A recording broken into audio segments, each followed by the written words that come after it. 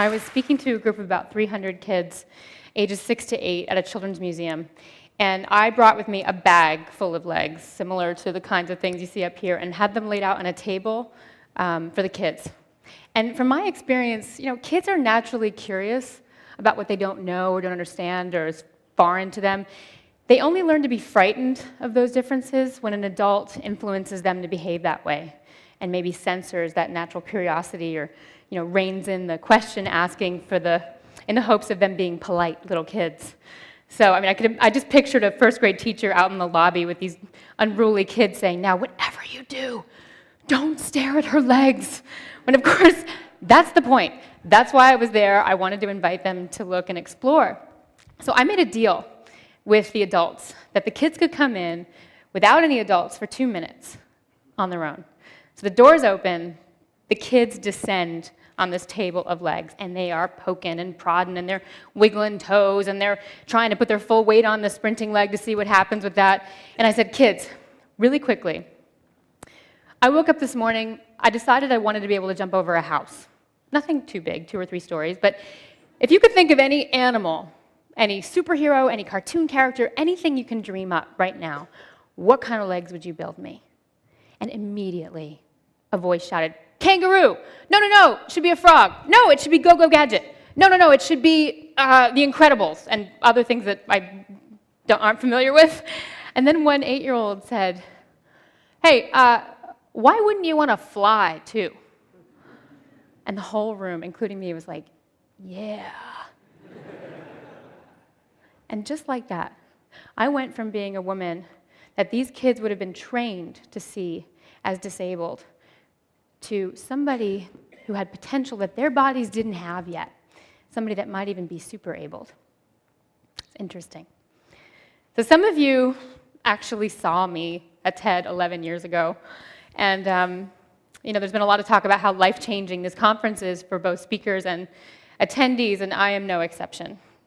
TED literally was the launch pad to the next decade of my life's exploration. At the time, the legs I presented were groundbreaking in prosthetics. I had woven carbon fiber sprinting legs modeled after the hind leg of a cheetah, which you may have seen on stage yesterday, and also these very lifelike, intrinsically painted silicone legs. So at the time, it was my opportunity to put a call out to innovators outside the traditional medical prosthetic community to come bring their talent to the science and to the art of building legs, so that we can stop compartmentalizing form, function, and aesthetic and assigning them different values. Well, lucky for me, a lot of people answered that call. And the journey started, funny enough, with a TED conference attendee, Chi Perlman, who hopefully is in the audience somewhere today. She was the editor then of a magazine called ID, and she gave me a cover story. This started an incredible journey. Curious encounters were happening to me at the time. I've been accepting numerous invitations to speak on the design of the cheetah legs around the world, and people would come up to me after the conference, after my talk, men and women, and the conversation would go something like this. "You know, Aimee, you're very attractive. You don't look disabled." I thought, well, that's amazing, because I don't feel disabled. And, it really opened my eyes to this conversation that could be explored about beauty. What does a beautiful woman have to look like? What is a sexy body? And interestingly, from an identity standpoint, what does it mean to have a disability? Pamela Anderson has more prosthetic in her body than I do. Nobody calls her disabled.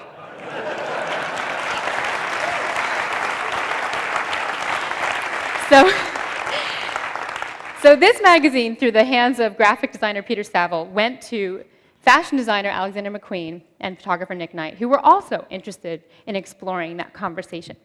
So 3 months after TED, I found myself on a plane to London doing my first fashion shoot, which resulted in this cover, Fashion Able. 3 months after that, I did my first runway show for Alexander McQueen on a pair of hand-carved wooden legs made from solid ash. Nobody knew. Everyone thought they were wooden boots. Actually, I have them on stage with me. Grapevines, magnolias, truly stunning. Poetry matters. Poetry is what elevates the banal and neglected object to a realm of art. It can transform the thing that might have made people fearful into something that invites them to look and look a little longer and maybe even understand. I learned this firsthand with my next adventure, the artist Matthew Barney, in his film opus called The Cremaster Cycle. This is where it really hit home for me, that my legs could be wearable sculpture. And even at this point, I started to move away from the need to replicate humanness as the only aesthetic ideal. So we made what people lovingly refer to as glass legs, even though they're actually optically clear polyurethane, aka bowling ball material, heavy. Then we made these legs that are cast in soil with potato root system growing in them and beet roots out the top and a very lovely brass toe. There's a good close-up of that one. Then another character was a half woman, half cheetah, little homage to my life as an athlete. 14 hours of prosthetic makeup to get into a creature that had articulated paws, claws, and a tail that whipped around like a gecko.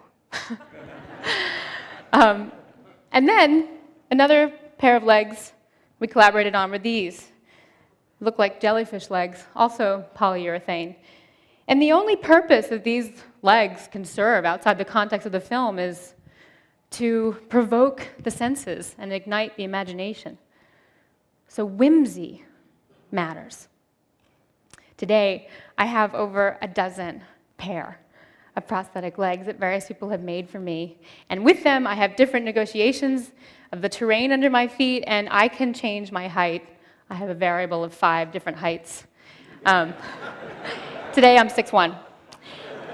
And I had these legs made a little over a year ago at Dorset Orthopedic in England, and when I brought them home to Manhattan, my first night out in the town, I went to a very fancy party, and a girl was there who has known me for years at my normal 5'8". Her mouth dropped open when she saw me, and she went, "But you're so tall!"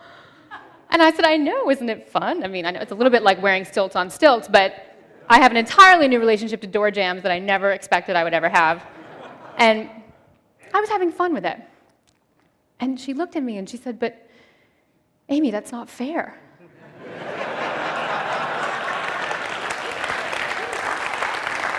And the incredible thing was she really meant it. It's not fair that you can change your height as you want it. And that's when I knew. That's when I knew that the conversation with society has changed profoundly in this last decade. It is no longer a conversation about overcoming deficiency. It's a conversation about augmentation. It's a conversation about potential. A prosthetic limb doesn't represent the need to replace loss anymore. It can stand as a symbol that the wearer has the power to create whatever it is that they want to create in that space. So people that society once considered to be disabled can now become the architects of their own identities and indeed continue to change those identities by designing their bodies from a place of empowerment. And what is exciting to me so much right now is that by combining cutting-edge technology, robotics, bionics, with the age-old poetry, we are moving closer to understanding our collective humanity. I think that if we want to discover the full potential in our humanity, we need to celebrate those heartbreaking strengths and those glorious disabilities that we all have. I think of Shakespeare's Shylock. "If you prick us, do we not bleed? And if you tickle us, do we not laugh?"